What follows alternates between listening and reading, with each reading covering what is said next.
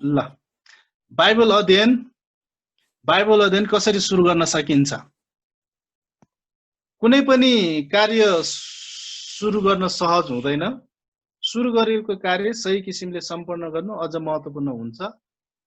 त्यसैले दैनिक बाइबल अध्ययनलाई प्रभावकारी बनाउन सहायता पुर्याउने अभिप्राय सहित फलदायी बाइबल अध्ययनका निम्ति निम्न कदमहरू प्रस्तुत गरिएको छ भनेको छ।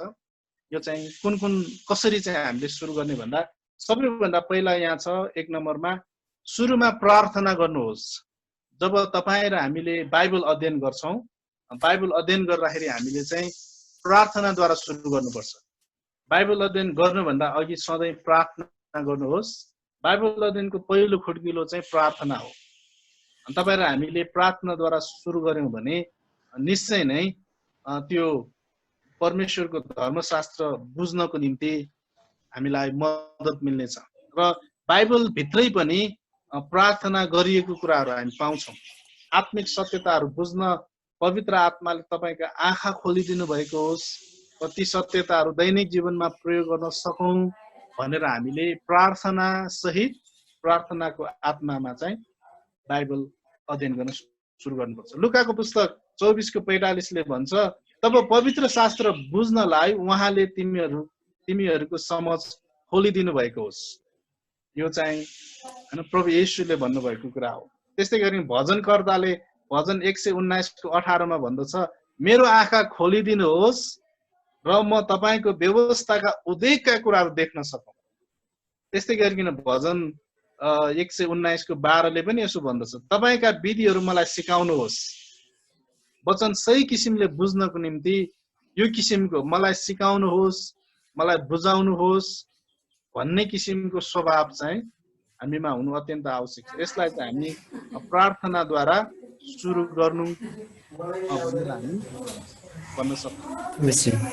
के छ छोरी? मलाई घरमा टिभी जान आउँदैन अस्ति त रिसवानी हैन बुझु समाते गर्दैन।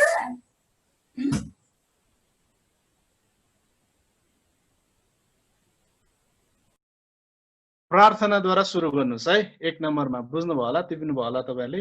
त्यसपछि दोस्रो नम्बरमा चाहिँ बाइबल अध्ययनको निम्ति योजना बनाउनुहोस्। दोस्रो चाहिँ तपाई र हामीले योजना बनाउनु पर्छ। योजना बनाउनुहोस् भनेको चाहिँ के हो भने धेरै पटक म अबदेखि उसो बाइबल अध्ययन गर्छु भन्ने मन धेरै जनासँग हुन्छ, तर उपयुक्त योजनाको अभावले गर्दाखेरि कहिलेकाहीँ हाम्रो बाइबल अध्ययन गर्ने इच्छा चाहिँ इच्छामै सीमित रहन्छ। कतिजना मान्छेहरूले चाहिँ परमेश्वरको वचन सुन्छन् चर्चमा, सेमिनारमा, अनि अबदेखि चाहिँ म एकदम बाइबल पढ्छु भन्ने मनै प्रतिज्ञा गर्छन्, तर घरमा गइसकेपछि त्यो कुरा चाहिँ फेरि हराउँछ। किनभने त्यो कुरालाई कार्यान्वयन गर्नको निम्ति हामीले चाहिँ योजना गर्नुपर्छ। इच्छा गर्नु एउटा कुरा हो भने योजना गर्नु अर्को कुरा हो। त्यही कारणले योजना सहित हामी अगाडि बढ्नु अत्यन्त महत्त्वपूर्ण हुन्छ। र बाइबल अध्ययन गर्नको निम्ति तपाईं र मैले चाहिँ योजना गर्दाखेरि कसरी अध्ययन गर्ने, कुन विषय अध्ययन गर्ने, कुन खण्डबाट अध्ययन गर्ने भन्ने कुरा पनि हामीले योजनामा पहिले विचार गर्नुपर्छ कि बाइबल अध्ययनका थुप्रै तरिकाहरू छन्, थुप्रै मेथडहरू छन्। कहिलेकाहीँ हामीहरूको सामान्य बाइबल अध्ययन चाहिँ कुनै एउटा खण्ड पढ्ने अथवा कुनै एउटा अध्याय पढ्ने त्यो किसिमको चलन प्राय जसो हामीहरूको छ। तर थुप्रै विधिहरू छन्, पद्धतिहरू छन्।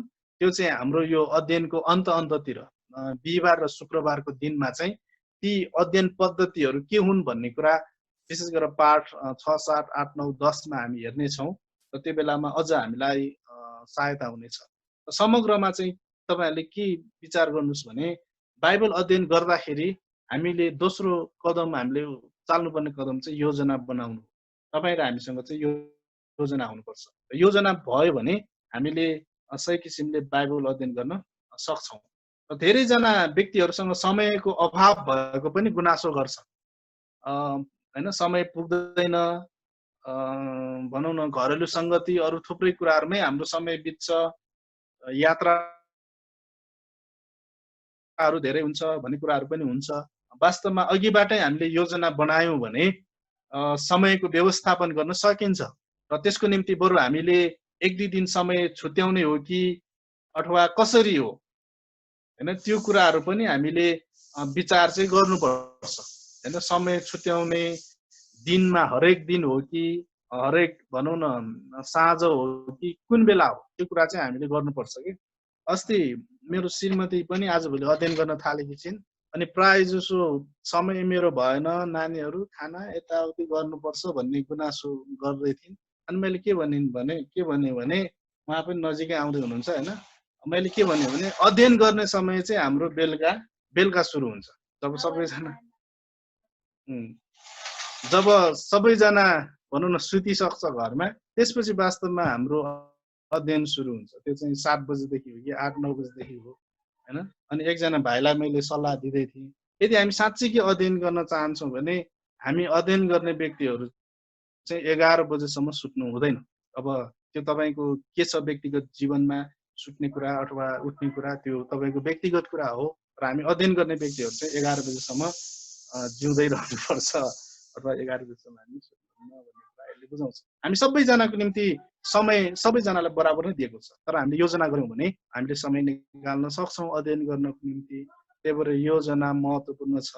अर्को एउटा महत्त्वपूर्ण कुरा चाहिँ कहिलेकाहीँ तपाईँ र हामीले हरेक दिन अध्ययन गर्न सकेनौँ भने निश्चित समय छुट्याउन सक्छौँ। जस्तै हप्तामा 7 दिन हुन्छ, 2 दिन चाहिँ यो बार चाहिँ म अध्ययन गर्छु हैन। कतिजना भाइहरू मलाई एकदम मनपर्छ, कतिजना भाइहरू चाहिँ मकोमा आउँछ कि यहाँ भनेको मसँग सिक्न होइन कि समय बिताउनको निम्ति, अलिकति एकान्त ठाउँ भएको कारणले दाइ म तपाईँकोमा 2 दिन आएर बस्छु भन्छ। 2 दिनसम्म तिनीहरू चाहिँ कोठाभित्रै बस्छ। अनि के गर्छ भन्दा 2 दिनसम्म चाहिँ तिनीहरूलाई महिनौसम्म चाहिने अध्ययन तिनीहरूले गरेको हुन्छ क्या। 2 दिनमा युट्युबबाट गर्ने हो कि थुप्रै हैन कुराहरूबाट तिनीहरूले अध्ययन गरेर त्यो खुराक तिनीहरूले तयारी गरेको हुन्छ। त्यही कारण त्यो किसिमको योजना हामीसँग हुनुपर्छ बाइबल अध्ययनको निम्ति। यदि योजना बनाउन तपाईँ असफल हुनुभयो भने तपाईँ असफल हुने योजनामा हुनुहुन्छ भनेर कसैले भनेका छन्। योजना बनाउन असफल हुनु भनेको असफल हुने योजना हो कि। त्यही भएर हामीले योजना बनायौँ भने तपाईहरु हामी सफल हुन सक्छौँ। र यो विषयमा म धेरै कुरा बताउन चाहदिनँ। त्यसपछि अर्को तेस्रो कुरा चाहिँ छ, तेस्रो कुरा चाहिँ सही स्वभावमा बाइबल अध्ययन गर्नुहोस्। सही स्वभावमा बाइबल अध्ययन गर्नुहोस् भनेको चाहिँ तपाईँ र हामीले बाइबल अध्ययन गर्दाखेरि हामीहरुकोमा चाहिँ स्वभाव सही स्वभाव हुनुपर्छ। हामी प्राय जसो अहिले यो कक्षामा हामी करिब 13-14 जना छौं, म सुद्धा 14 जना छौं हामी अहिले। र कति ठाउँमा 2 जना हुनुहुन्छ, त्यो गरेर 15-16 जना व्यक्तिहरू छौं। र कहिलेकाहीँ हामी पास्टरहरुको विचार चाहिँ के हुन्छ भने बाइबल अध्ययन गर्दै पढ्दै गयो, यो कुरा त फलानो झुण्डसँग मिल्छ, यो कुरा त फलानो परिवारसँग मिल्छ, यो कुरा त फलानो व्यक्तिसँग मिल्छ भन्ने त्यो परीक्षा कहिलेकाहीँ हामीलाई आउन सक्छ। त्यसै कारणले बाइबल अध्ययन गर्दाखेरि चाहिँ तपाईँ र हामीले चाहिँ जे कुरा त्यहाँ छ त्यो कुरालाई हामीले पहिला स्वीकार गर्ने, ग्रहण गर्ने, त्यो विनम्र हृदय स्वीकार गर्ने मन हामीमा हुनु चाहिँ अत्यन्त आवश्यक छ हैन। एकजना व्यक्तिले के भनेका छन् भने बाइबल अध्ययन गर्दाखेरि हामीसँग चाहिँ चतुर मन हुनुपर्छ रे के, चतुर्याइ पनि हुनुपर्छ। चतुर्याइ भनेको चाहिँ के भन्ने त्यसलाई अर्को शब्दमा चतुरपन के भनेको चलाख पनि हुनुपर्छ हैन। एकदम नै हाम्रो मन, बुद्धि, विवेक सबै कुरालाई पनि प्रयोग गर्नुपर्छ। र साथसाथै हामीले चाहिँ त्यहाँ परमेश्वरले बोल्नु हुने कुरा ग्रहण गर्न, स्वीकार गर्न हामी रेडी, तयारी, त्यो किसिमको आत्मा पनि हामीमा हुनुपर्छ भन्ने कुरा कतिजनाले गरेको हामी पाउँछौँ। अनि वास्तवमा त्यो सही हो।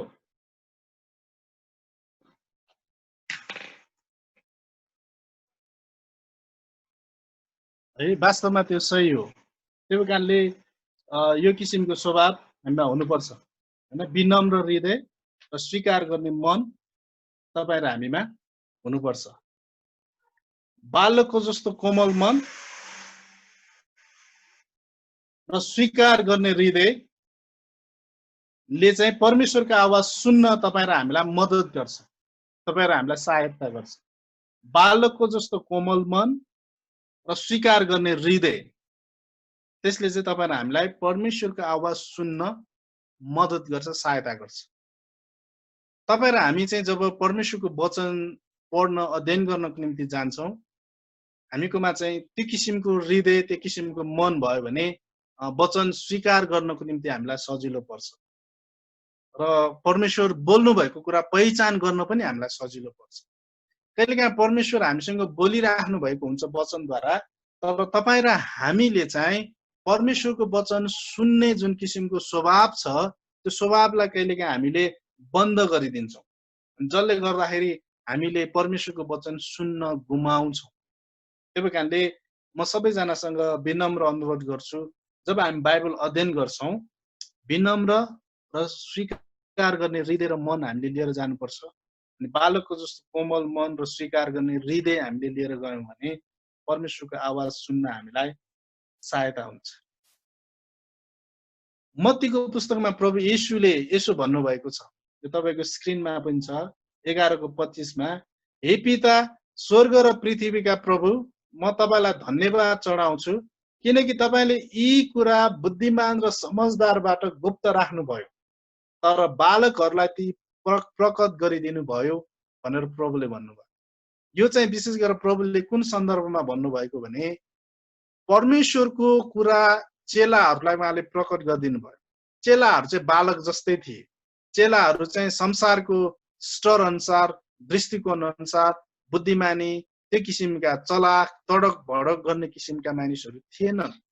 अनि जो संसारको दृष्टिकोणमा बुद्धिमान ठहरिएका थिए तिनीहरूले परमेश्वरका कुरा बुझ्न सकेका थिएनन्।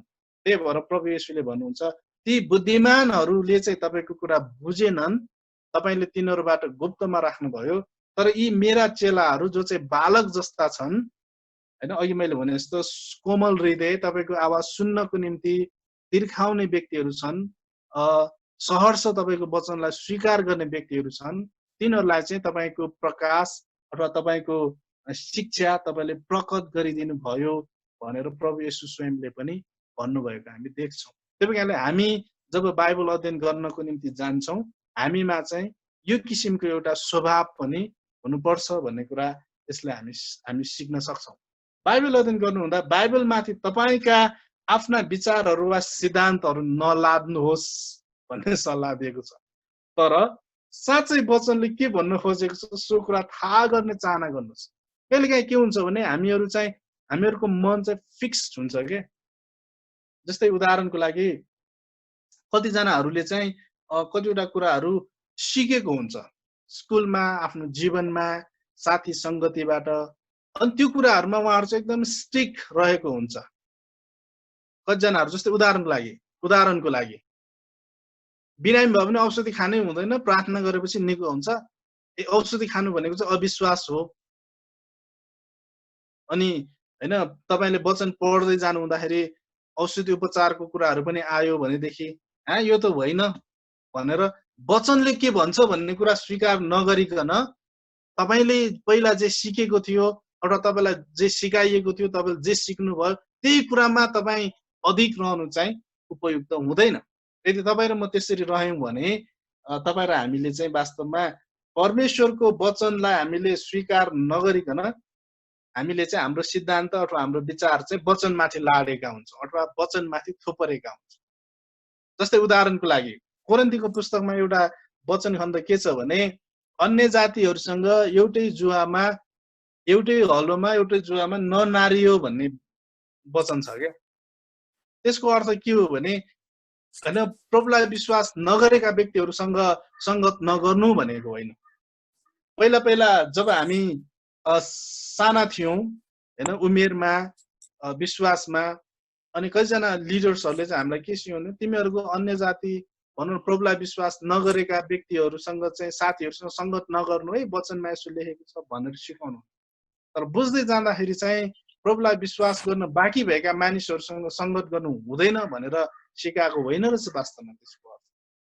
त्यही कारणले कहिलेकाहीँ हामीले यस किसिमले हाम्रो आफ्नै विचार, हाम्रो आफ्नै सोचाइ हामीले कहिलेकाहीँ हैन वचनमाथि प्रयोग गरेका हुन्छौँ। त्यसो गर्नु चाहिँ गलत हो, त्यसो गर्नु हुँदैन है। हामीहरुका हृदयमा पनि आफ्नै किसिमका पूर्वाग्रहहरू हुन सक्छ। हामीलाई कतिवटा मनपर्ने विषयहरू हुन सक्छ वचनमा, कतिवटा मन नपर्ने विषयहरू हुन सक्छ, तर परमेश्वरको वचनमा समग्र शिक्षा पाउँछौँ। अनि परमेश्वरको वचनको समग्र शिक्षाले जे कुरा हामीलाई सिकाउँछ त्यही नै कुरा नै वास्तवमा तपाईँ र हामीले ग्रहण गर्नुपर्छ, त्यही नै कुरा नै वास्तवमा तपाईँ र हामीले स्वीकार गर्नुपर्छ।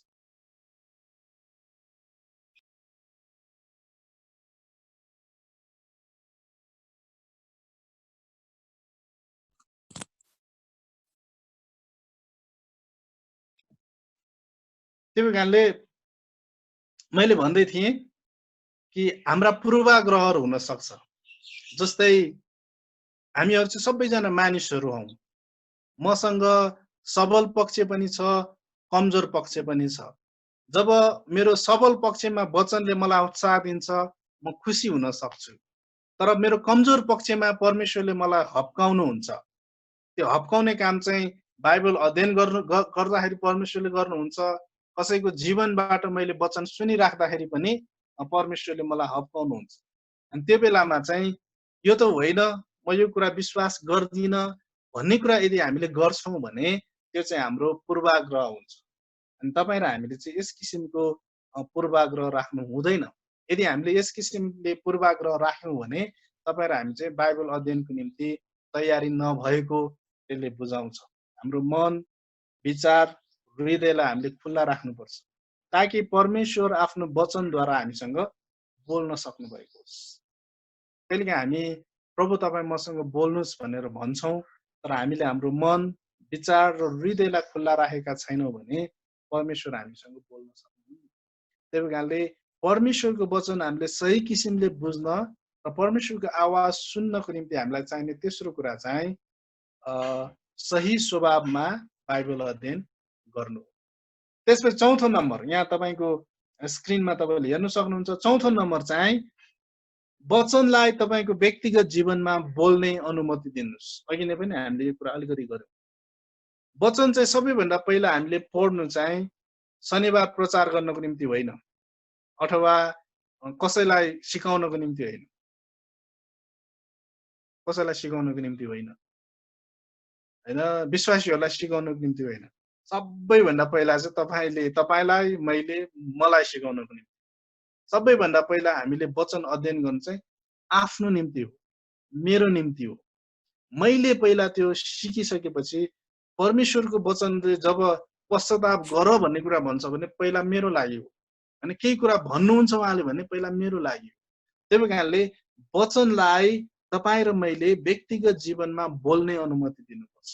अनि धेरै पटक तपाईँ र हामी प्रायः जसो वचनबाट सिकाउने प्रचार गर्ने व्यक्तिहरू छौँ प्रियहरू। धेरै पटक हाम्रो मन चाहिँ के हुन्छ भने यो शनिबार के प्रचार गर्ने, यो आइतबार के प्रचार गर्ने, यो जवान सङ्गतिमा के प्रचार गर्ने, त्यसपछि यो चाहिँ यी व्यक्तिहरूको लागि हो यो वचन, यो वचनले चाहिँ यो व्यक्तिहरूलाई चाहिँ अब डह्रो दिनुपर्छ भन्ने मात्र कहिलेकाहीँ हाम्रो मनमा आएको हुन सक्छ। त्यो चाहिँ गलत हो, होइन। वचनले चाहिँ पहिला तपाईँ र मलाई बोल्न दिनुपर्छ, तपाईँ र मेरो जीवनमा पहिला काम गर्नुपर्छ। यहाँ यसरी लेखेको छु, पावलले रोमी 8:16 भनेका छन्, त्यो चाहिँ हामी परमेश्वरका सन्तान हौँ भने पवित्र आत्माले हाम्रो आत्मासँग गवाई दिनुभएको हो, होइन। वचनबाट जब हामी परमेश्वर बोल्नुहुन्छ त्यो चाहिँ हाम्रो आत्मामा गवाई दिनु भएको हो। परमेश्वर आफ्नो वचनद्वारा आफ्ना मानिसहरूसँग बोल्नुहुन्छ। परमेश्वर बाइबल अध्ययनको समयमा आफ्नो आत्माद्वारा हाम्रो आत्मासँग बोल्नुहुन्छ। यदि हामीले उहाँलाई बोल्ने अनुमति दियौँ भने उहाँ अवश्य पनि बाइबल अध्ययनबाट हामीसँग बोल्नुहुनेछ। त्यसैले प्रवचन तयार पार्न वा अरू मानिसहरूलाई सिकाउन मात्र बाइबल अध्ययन नगर्नुहोस्। फेरि एकचोटि पढ्छु म। त्यसैले प्रवचन तयार पार्न वा अरू मानिसहरूलाई सिकाउन मात्र बाइबल अध्ययन नगर्नुहोस्। बाइबल अध्ययनको प्रमुख उद्देश्य व्यक्तिगत रूपमा आफैलाई खुवाउनु र उहाँको आवाज सुन्नु हो। यदि हामीले यसो गरेनौँ भने अरूलाई खुवाएर हामी चाहिँ आत्मिक रूपमा दरिद्र बन्नेछौँ। हामी परमेश्वरको वचनमा फराकिलो, चौडाइ र गहिराई दुवैतिर बढ्नुपर्छ। आफूलाई नभई अरूलाई प्रचार गर्ने वा खुवाउने अभिप्रायद्वारा प्रेरित बाइबल अध्ययनलाई आत्मिक आत्महत्या भन्न सकिन्छ हैन के भन्न सकिन्छ अरे आत्मिक आत्महत्या यदि तपाईँ र मैले चाहिँ अरूलाई खुवाउनको निम्ति मात्र अरूलाई प्रचार गर्नको निम्ति मात्र अरूलाई सिकाउनको निम्ति मात्र हामीले बाइबल अध्ययन गरिरहेका छौँ भने हामी चाहिँ आत्मिक रूपमा सुक्खा हुन्छौँ हामी चाहिँ आत्मिक रूपमा दरिद्र हुन्छौँ अनि त्यसो गर्नु चाहिँ आत्मिक आत्महत्या हो रे भनेको तपाईँ र मेरो आत्माको चाहिँ हामीले हेरचाह गरेका हुँदैनौँ तर बाइबल अध्ययनको एउटा उद्देश्य चाहिँ तपाईँ र मेरो आफ्नो लागि हो व्यक्तिगत सबैभन्दा पहिला हाम्रो व्यक्तिगत जीवनको लागि हो तपाईँ आफैले आत्मसात नगर्नु भएको सत्यतामा मानिसहरूलाई अगुवाई गर्न सकिँदैन जन पाइपर भन्ने एकजना पास्टरले यसो भन्नुभएको छ क्रुसको वचन सुन्नु र त्यो वचन आफू स्वयंलाई प्रचार गर्नु आनन्दको निम्ति पापीहरूका युद्धको केन्द्रीय रणनीति पहिला हामीले सुन्नु अनि त्यो आफ्नो निम्ति त्यो प्रयोग गर्नु त्यसपछि 5 नम्बरमा चाहिँ बाइबल अध्ययनबाट तपाईले सिक्नुभएका आत्मिक सत्यताहरूलाई व्यवहारमा प्रयोग गर्नुहोस् हामीले जे सत्यताहरू सिक्छौं जे कुरा हामीले सिकेका हुन्छौं त्यो कुरा चाहिँ तपाईले हामीले पहिला हाम्रो जीवनमा व्यवहारमा लगाउन आवश्यक छ प्रियहरू पहिला हामीले त्यो कुरा लगाउँ र यो विषयमा म धेरै भन्न चाहदिन याकुब 1:12 ले 22 ले भन्दछ तर वचन पालन गर्ने हो सुन्ने मात्र भएर आफूलाई धोका नदेऊ अनि यस प्रसंगमा फ्रान्कोस देला भन्ने एकजना व्यक्तिले यसो भनेका छन् हामीसित राम्रा र ज्यादै अमूल्य गुणहरू भएर हुँदैन हामीले तिनको सही व्यवस्थापन र प्रयोग पनि गर्नुपर्छ हैन हामीले वचनका धेरै गहिरा रहस्यहरू सिकेर मात्र हुँदैन तर ती रहस्यहरू हामीले पालन गर्ने प्रयत्न कोशिश पनि गर्नुपर्छ पवित्र आत्मा परमेश्वरले त्यसको निम्ति हामीलाई मद्दत गर्नुहुन्छ र 6औं नम्बरमा यसो भनेको छ बाइबल अध्ययनमा बाइबल नै अध्ययन गर्नुहोस् बाइबल अध्ययनमा बाइबल नै अध्ययन गर्नुहोस् कहिलेकाहीँ धेरैजना मान्छेहरू म वचन अध्ययन गर्ने बाइबल अध्ययन गर्ने भनेर भन्छन् तर कहिलेकाहीँ बाइबलको विषयमा अध्ययन गर्छन् साच्चै वचन जो परमेश्वरको वचन छ त्यो चाहिँ कहिलेकाहीँ अध्ययन नगरिरहेको हुन्छ त्यही भएर बाइबल अध्ययनमा हामीले बाइबल अध्ययन नै गर्नुपर्छ कहिलेकाहीँ कतिपय व्यक्तिहरू बाइबल अध्ययन नगरिकन बाइबलको बारेमा अध्ययन गर्छन् बाइबलको विषयमा लेखिएका पुस्तकहरू मात्र पढ्छन् यो चाहिँ ठीक हो जस्तो मलाई लाग्दैन बाइबलको विषयमा लेखेका पुस्तकहरू पनि हामीले पढ्नुपर्छ अध्ययन गर्नुपर्छ तर त्यही नै हाम्रो मुख्य उद्देश्य होइन बाइबल नै बाइबल अध्ययनको केन्द्र वा मूल हो हैन केन्द्र वा मूल हो अनि यहाँ चाहिँ आफू मृत्युशय्यामा रहँदा सर वाल्टर स्कटले आफ्ना मित्रहरूलाई आग्रह गर्दै भनेका थिए मलाई बाइबल पढेर सुनाउनुहोस् भनेर अनुरोध गरेको हामी पाउँछौँ हैन त्यो चाहिँ के हो भने हामीले चाहिँ परमेश्वरको वचन अध्ययन गर्ने भनेर हामीले समय छुट्याउँदा अध्ययन गरेर चाहिँ परमेश्वरको वचन नै हामीले अध्ययन गर्नुपर्छ भन्ने कुरा विशेष गरी हामीले सिकाउँछौँ कहिलेकाहीँ हामी चाहिँ परमेश्वरको वचन अध्ययन गर्ने भन्छौँ तर कहिलेकाहीँ वचनको विषयमा धेरै कुरा अध्ययन गर्छौँ वचन नै चाहिँ कहिलेकाहीँ अध्ययन नगरेका हुन्छौँ त्यो चाहिँ ठिक होइन 7औं नम्बरमा वचनको जाँच गर्नुहोस् वचनको जाँच गर्नुहोस् भनेको चाहिँ के हो भने यो वचनको जाँच गर्नुहोस् भनेको चाहिँ परमेश्वरको वचनमा गलत कुरा छ कि भनेर खोज्नुहोस् भनेको होइन कि तर त्यो वचन हामीले सही किसिमले बुझ्यौं कि बुझेनौं त्यो वचनले जे कुरा भन्न खोजेको हो त्यो कुरा हामीले बुझ्यौं कि बुझेनौं कहिलेकाहीँ परमेश्वरको वचनमा एउटा कुरा लेखिएको हुन्छ अनि कहिलेकाहीँ त्यो चाहिँ हामीले जस्ताको तस्तै कहिलेकाहीँ लिनुपर्ने हुन्छ कहिलेकाहीँ जस्ताको तस्तै लिनु नपर्ने हुन्छ उदाहरणको लागि आलङ्कारिक भाषामा लेखिएको भने त्यो जस्ताको तस्तै लिनु भएन किनभने वचन उत्पत्तिदेखि प्रकाशसम्म सबै वचन चाहिँ एउटै किसिमले लेखेको छैन कतिवटा कविताहरू छन् कथाहरू छन् नाटकहरू छन् थुप्रै किसिमका लेखहरू भएको हामी पाउँछौँ इतिहासका कुराहरू छन् अगमबानीका कुराहरू छन् प्रार्थना गरिएका कुराहरू छन् त्यही कारणले हामीले त्यो साँच्चै बुझ्यौं कि बुझेनौं जसरी बुझ्नुपर्ने हो त्यही किसिमले भनेर हाम्रो बुझाइ चाहिँ जाँच गर्ने भनेको हो है फेरि तपाईहरुले चाहिँ वचनको पनि जाँच गर्ने भन्नुभयो सरले भन्नु होला होइन वचनको हामी जाँच गर्न सक्दैनौं हामीसँग त्यो किसिमको हैसियत छैन परमेश्वरको वचन जाँच गर्ने तर तपाईं र हामीले ठीक कुरा बुझ्यौं कि बुझेनौं भन्ने कुरा चाहिँ जाँच गर्नुपर्छ अनि यसको निम्ति चाहिँ हामीले थुप्रै सामग्रीहरू प्रयोग गर्न सक्छौं शब्दको अर्थ कहिलेकाहीँ मान्छेले नबुझेको हुन सक्छ शब्दको अर्थ हामी बाइबल डिक्सनरीमा हेर्न सक्छौँ, नेपाली शब्दकोशमा हेर्न सक्छौँ हैन। जस्तै उदाहरणको लागि स्पन्दन भन्ने शब्द, स्पन्दन भनेको के हो? वचनमा लेखेको हुन सक्छ स्पन्दन, अनि हामीले त्यो चाहिँ बुझेनौँ भने नेपाली शब्दकोशमा हेर्नुपर्छ। स्पन्दन भनेको चाहिँ हाम्रो हृदयको ढुकढुकी हो। हाम्रो हृदय जसरी ढुकढुक गर्छ त्यसलाई चाहिँ स्पन्दन भनिन्छ। त्यस्तै अरू थुप्रै शब्दहरू हुन सक्छ जुन चाहिँ हामीले बुझ्दैनौँ कहिलेकाहीँ, त्यो चाहिँ हामीले नेपाली शब्दकोशमा पनि हेर्नु पर्यो। नेपाली शब्दकोश त्यसको निम्ति हामीले प्रयोग गर्नु पर्यो। यहाँ मेरो अगाडि एउटा रहेछ हैन, यो बाइबल मात्र भएर हुँदैन, बाइबल छ, नेपाली शब्दकोश छ, यो बाइबल शब्दकोश पनि छ, यता कतातिर छ होला हैन। त्यही कारणले ती सामग्रीहरूद्वारा चाहिँ वचनले मैले वचन सही किसिमले बुझेँ कि बुझिनँ भनेर जाँच गर्नको निम्ति मलाई सहायता गर्छ। त्यसपछि 8औं नम्बरमा परमेश्वरको वचन हृदयमा भण्डारण गर्नुहोस्। परमेश्वरको वचन चाहिँ तपाईँ र मेरो हृदयमा भण्डारण गर्ने, वचन कण्ठस्थ गर्ने, वचनका खण्डहरू कण्ठस्थ गर्ने, यो वचनले के भन्न खोजेको छ ती कुराहरू हैन हामीमा चाहिँ भर्दै जानुपर्छ के। हामी चाहिँ एउटा भाँडो जस्तै हो, हामी चाहिँ एउटा मेमोरी कार्ड जस्तै हो हैन। जसै हामीले मेमोरी कार्डमा थुप्रै कुराहरू हामीलाई मनपर्ने कुराहरू, गीत सङ्गीत फोटाहरू थुप्रै कुरा भरेका हुन्छौँ, त्यो किसिमले तपाईँ र हामी सेवकहरू, हामी वचनको सेवा गर्ने व्यक्तिहरूकोमा चाहिँ परमेश्वरको वचन भरिँदै भरिँदै जानुपर्छ। परमेश्वरको वचन कहिलेकाहीँ मात्र हृदयमा भण्डारण गरेर पुग्दैन, उहाँको वचन अध्ययनसँगै हृदयमा पनि भण्डारण गर्दै जानुपर्छ। वचनलाई हृदयमा भण्डारण गरी मनन पनि गर्नुपर्छ। समय समयमा त्यो वचन हामीले निकाल्नुपर्छ, विचार गर्नुपर्छ, सोच्नुपर्छ। त्यसपछि भजनकर्ताले यसो भने तपाईको विरुद्धमा पाप नगरौँ भनेर तपाईको वचन मेरो हृदयमा सुरक्षित राखेको छु, तपाईको व्यवस्था मेरो हृदयभित्र छ भनेर भजनकर्ताले भनेको हामी पाउँछौँ। त्यो किसिमको स्वभाव हामीमा पनि हुनुपर्छ। हामीले पनि परमेश्वरको वचन भण्डारण गर्ने काम गर्नुपर्छ। त्यसपछि 9 नम्बरमा चाहिँ बाइबल अध्ययन कसरी सुरु गर्ने भन्दा पुरै बाइबल अध्ययन गर्नुहोस्। कुनै एउटा खण्ड, कुनै एउटा पुस्तक, कुनै एउटा अध्याय मात्र अध्ययन नगर्नुहोस्, पुरै बाइबल के। कहिलेकाहीँ हामीले चाहिँ के हामी मानिसहरूको कमजोरी कहिलेकाहीँ के रहन्छ भने कुनै एउटा पुस्तक, कुनै एउटा अध्याय मात्र अध्ययन गरेर कहिलेकाहीँ तपाईँ र हामीले शिक्षा तयारी गर्छौँ। त्यसो गर्दाखेरि त्यो कहिलेकाहीँ गलत हुन सक्छ।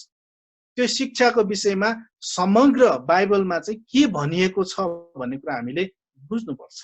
जस्तै उदाहरणको लागि एउटै शब्द, एउटै कन्सेप्ट, एउटै अवधारणालाई चाहिँ सकारात्मक र नकारात्मक रूपमा प्रयोग गरेको हामी पाउँछौँ। पावलले बालक भन्ने उदाहरण दिएको पाउँछौँ। पावलले कोरिन्थीहरूको सन्दर्भमा बालक भन्ने शब्द प्रयोग गर्दाखेरि बालकलाई चाहिँ अपरिपक्वताको चिन्हको रूपमा प्रयोग गरेको हामी पाउँछौँ। अपरिपक्वताको चिन्ह, कोरिन्थीहरू तिमीहरू चाहिँ अपरिपक्व छौ, तिमीहरू चाहिँ बालक जस्ता छौ, तिमीहरू चाहिँ परमेश्वरका कुरा बुझ्दैनौ भनेर बालकले चाहिँ त्यहाँ चाहिँ अपरिपक्वतालाई सङ्केत गरेको हामी पाउँछौँ। तर पावलले नै फेरि कतिवटा ठाउँहरूमा तिमीहरू चाहिँ बालक जस्तो बन्नुपर्छ अनि प्रभु येशूले पनि त्यो बालकको उदाहरण प्रयोग गर्नु भएको छ भने अर्को ठाउँमा चाहिँ बालकलाई चाहिँ विनम्र, परमेश्वरको अगाडि नम्रतामा जाने, अघि हामीले भने जस्तै बालकको जस्तो कोमल हृदय, स्वीकार गर्ने हृदय, छिट्टै क्षमाशील, क्षमा दिने हृदय, छिट्टै स्वीकार गर्ने हृदय, छिट्टै मिलापमा आउने हृदय भएको भनेर पनि बालक शब्दले बुझाउँछ।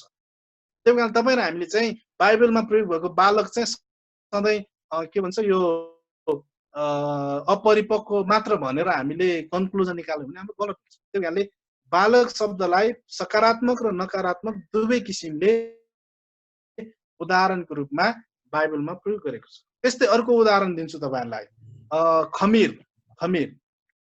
खमीरलाई पनि बाइबलमा सकारात्मक र नकारात्मक दुवै किसिमले प्रयोग गरेको छ। एक ठाउँमा चाहिँ सकारात्मक रूपमा तिमीहरू चाहिँ खमीर जस्तै एक ढिक्का हौ भन्ने सन्देश दिएको छ। एक हुनुपर्छ, किनभने खमीरले एक बनाउँछ।